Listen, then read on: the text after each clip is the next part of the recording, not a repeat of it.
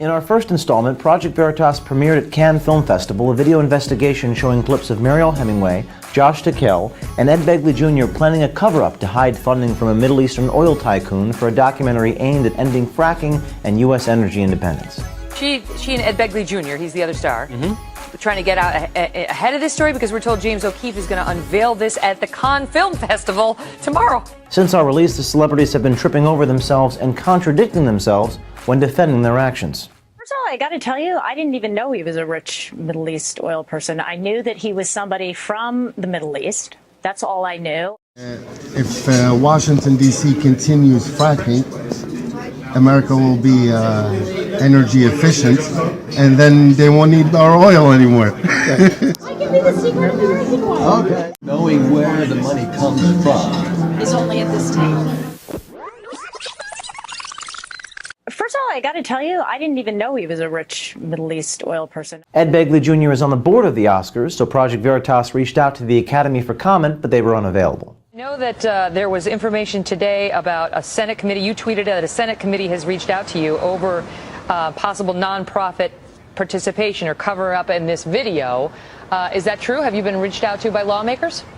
Josh Tickell's idea of going to the FBI has backfired because Senator Vitter's office has expressed concern about how Josh Tickell and other filmmakers are using NGOs and 501c3 groups to cover up for anonymous funding from the Middle East. Now we get to part 2 of our undercover investigation, Hollywood's war against U.S. energy independence. I'm Mr. Mohammed bin Rashidi. Yeah, it's the right number. That's a good number. I want to protect my bottom line. Like you said, that's where these interests overlap. How well can you keep the secret? Oh, I can keep a secret. I mean, Susan already put together the pieces. Project Veritas goes undercover to investigate Hollywood.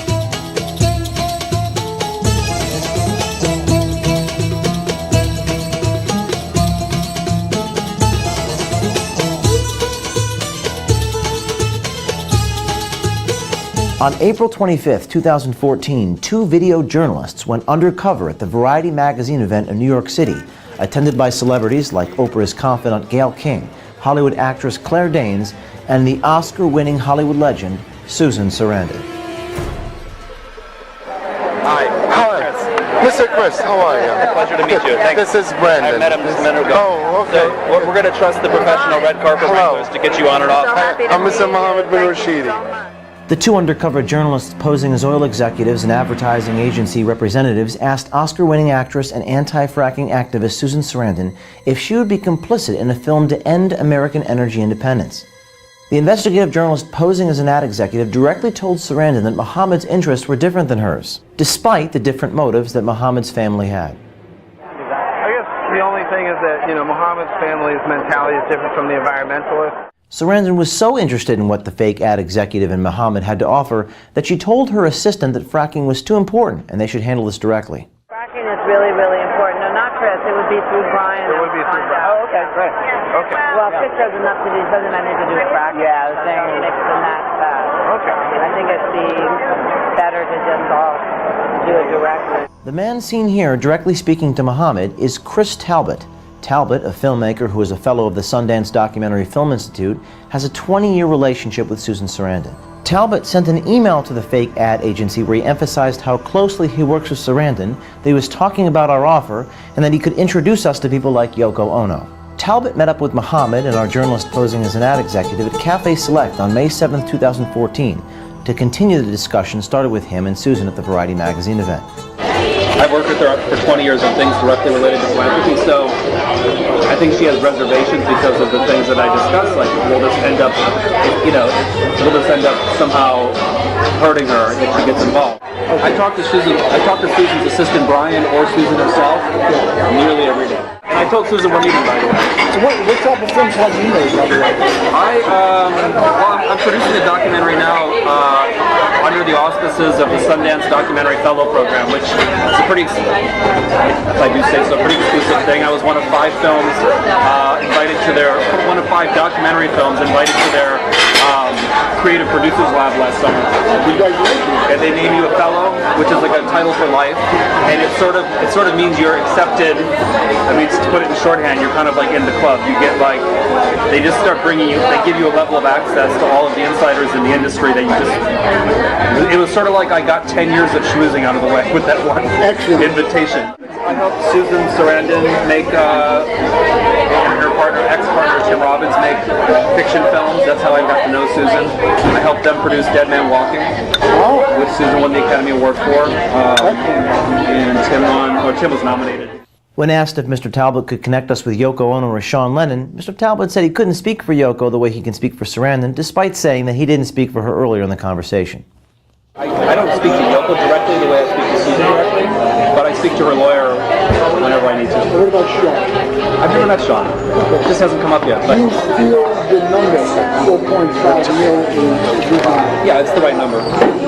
That's a good number. Although knowing exactly what Mohammed's family's motives were to end U.S. energy independence, Mr. Talbott continued the conversation. I have different motives. Yeah. But I can meet them at the anti-fracking motive. Right. So if it works for both of us, everybody is a winner and everybody is happy. Well, or the family's goal is to end American energy independence. This way they keep on purchasing oil from us. Sure. The more oil we sell, the more money we make. The less oil we sell, the less money we make. So for us, this is a good investment. Yep. If you're looking for a filmmaker, yes, please, thank you. A talented young man like yourself, to make a film which we have backing for, regarding the dangers of gas fracking. His family owns a lot of interest in oil in the Middle East. If fracking takes place, and this country becomes too self-sufficient, right, his family suffers. Right. They've been selling oil to the United States for God knows how long. Yeah. And apart from the environmental problems, there's a bottom line of money. Right. Now, we have some of that money. We want to give to a filmmaker who's interested in making a film against fracking. Right. Being that you live on top of it, you might have a leg up on it, as they say. So we're looking for someone that is willing to accept what we have. We've got about $2 million to put toward the film, about and then 2.5 to put the film out there. But as you know, the Middle East is the Middle East. Right.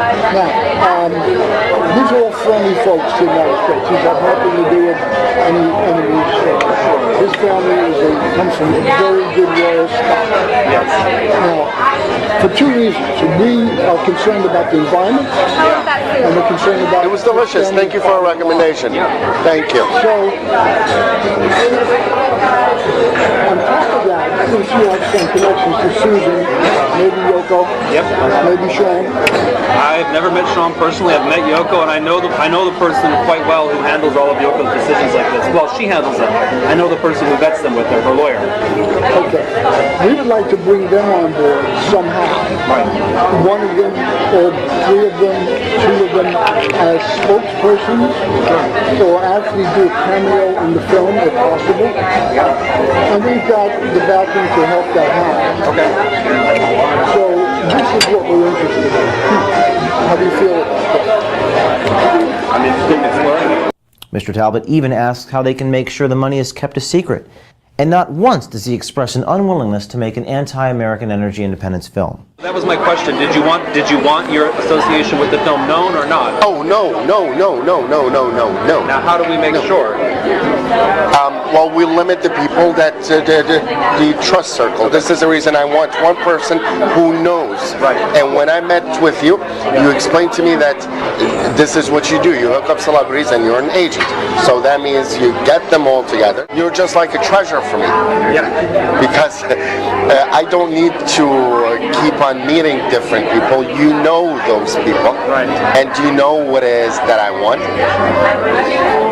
That's the key. Yeah, You already have the contacts for the film. I do. We would just have to find and agree upon the right filmmaker. You wouldn't be doing it yourself, or? I could. Well, we can work that out Or we later. find somebody. The lesser the people in this circle, the better. The others, let them be the help. And now, when you say you have money to promote the film, that means you've already included a budget to get it out there, basically. I thought of 4.5, 2 million for the doc, about 90 minutes, and the rest is to push it. Really important. Yeah, to have a budget to push it. I met a lot of people who met it, so I gained some experience with this, and I do understand that making it is not the big deal, but pushing it is the other. We could also probably, maybe you've already worked on this, try to get some larger nonprofits on board when it comes time to do the educational outreach around the film. It'd be useful to have, partners like environmental NGOs that already have a network of supporters and sort of the pipeline for kind of disseminating the message. A family with oil interests is trying to tell us that we shouldn't frack. And so people would be, there's kind of a level of I would say a level of surprise or interest that would be piqued. That could be a hook, an interesting angle or an interesting hook in, but it would require you to be public about it. And I'm not necessarily recommending you go there, but is that just impossible? We can think that over. I'm going to think about it some more, but I feel like it might interest people. The lesser, Ultimately, interesting people and getting people hooked and getting people to see the film is the goal. see, for me personally, I want to protect my bottom line. Yeah. So as long as my bottom line is protected, I don't have any other interests that fit me.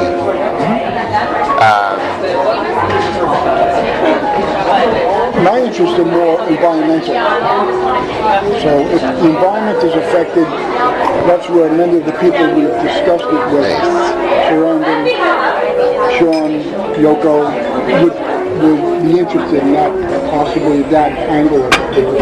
Sure, absolutely. That is one of the important angles, and like you said, that's where these interests overlap. For us, this is not the first time when officials and politics find out that oil investors are trying to end American energy independence. They have a political way, or more of a military way, per se, to treat situations like this.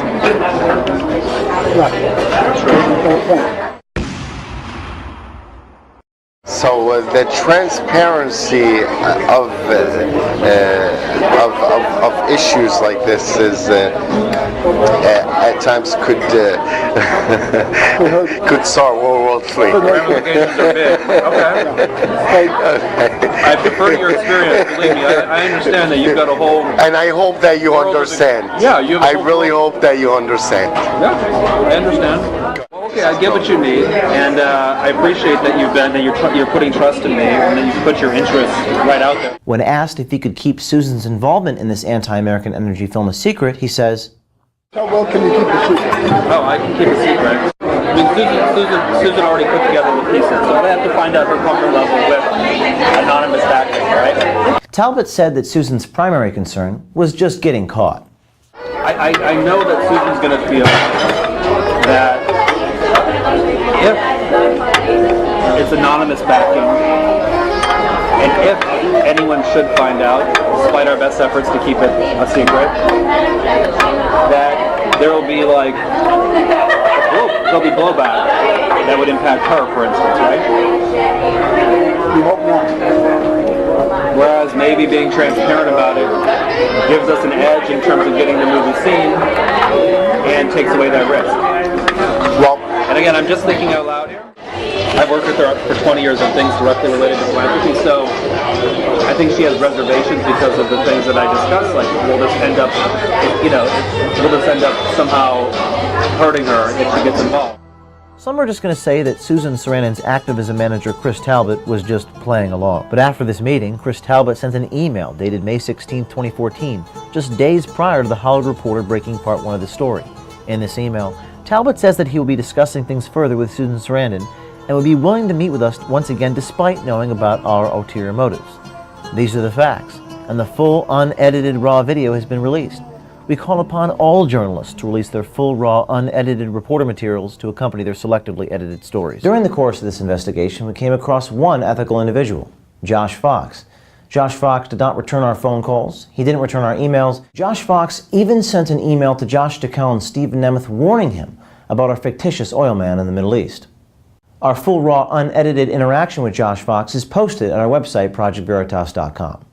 I was willing to give Josh Fox the benefit of the doubt. I was going to talk about this in part 2 of our expose, since much has been made about the fact that we teased Josh Fox in part 1. Remember, that was just a tease. He was contacted by a citizen journalist posing as an ad executive. If the standard is to release the full raw of a tease before that segment is even aired, then most of the news media would be out of business. Fox also criticized the Hollywood Reporter for acting as a conduit for O'Keefe.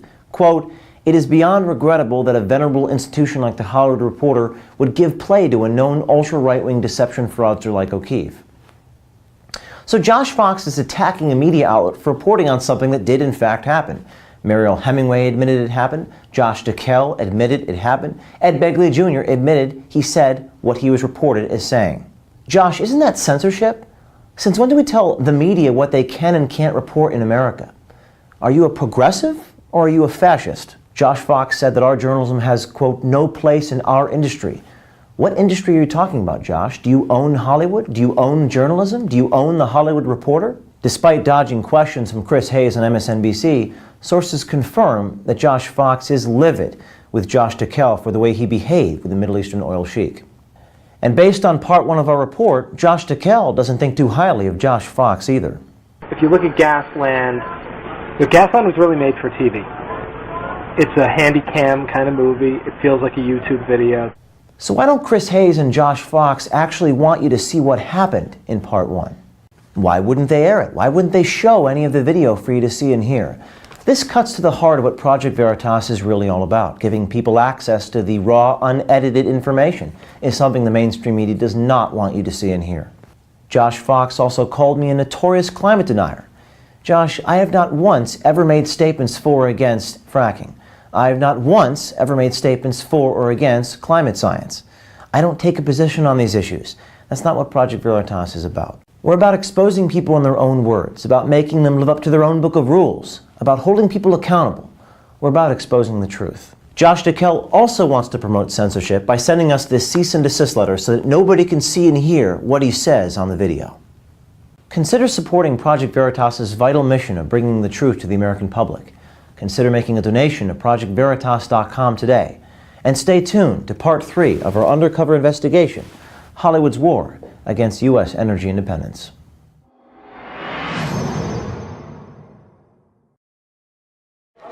It's funny, when I was in LA, I met with Mariel Hemingway, and once I told her about, the way things operate over there, and that we have many people who have 2 and 3 wives, she said, "I'll be your American wife." Wow, okay. I can be the secret American one. Okay, there you go.